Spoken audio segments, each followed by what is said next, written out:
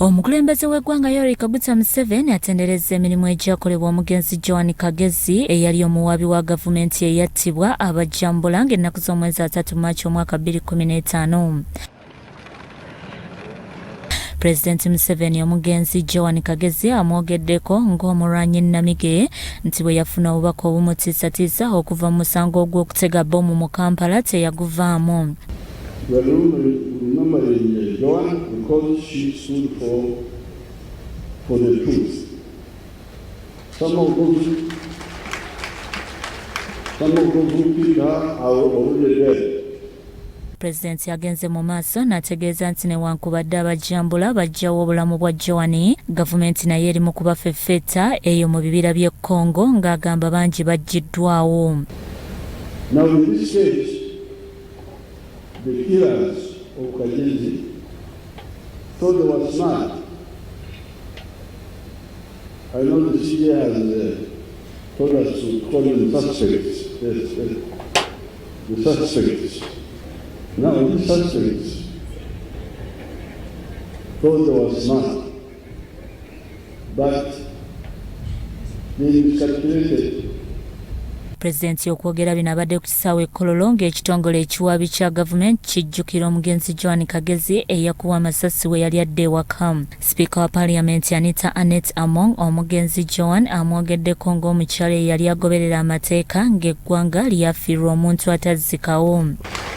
From what I learned, Joan Kagezi was not just a prosecutor, she was a beacon of justice, a guardian of the rule of law, and a fearless warrior who handled the cases, the very serious cases that have been said here. The case of Godi, the case, all those cases. Alfonso Winnie-Dolo nga ye Ssaabalamuzi agamba nti kyali kikolwa kya butiitiizi okutta omukyala era n'avumirira ekikolwa kino. Terrorism, trafficking in human beings, subjecting them to all sorts of abuse. When the matter comes up, there is quick and effective investigation, quick and effective prosecution, and the courts of law pronounce themselves. That's the only way we can make Uganda a no-go area for this type of activity. Jen Francis Sabodo nga ye Ssaabawaabi wa gavumenti asabye President bongere ku nnamba y'abawaabi ba gavumenti nti mu kiseera kino bakyali batono.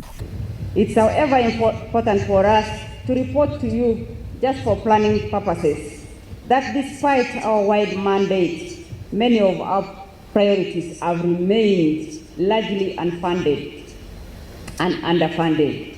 This has continued to hinder the fulfillment of our constitutional mandate, which is also in line with your presidential manifesto priority area of ensuring justice and equity. Omukolo gwa leero gutambulidde ku mulamwa gwa Protection of Transnational Organized Crime to foster security and socio-economic development, the linkage between terrorism, human trafficking and smuggling of migrants. Byawandulu Bone, Crystal TV, Omunya.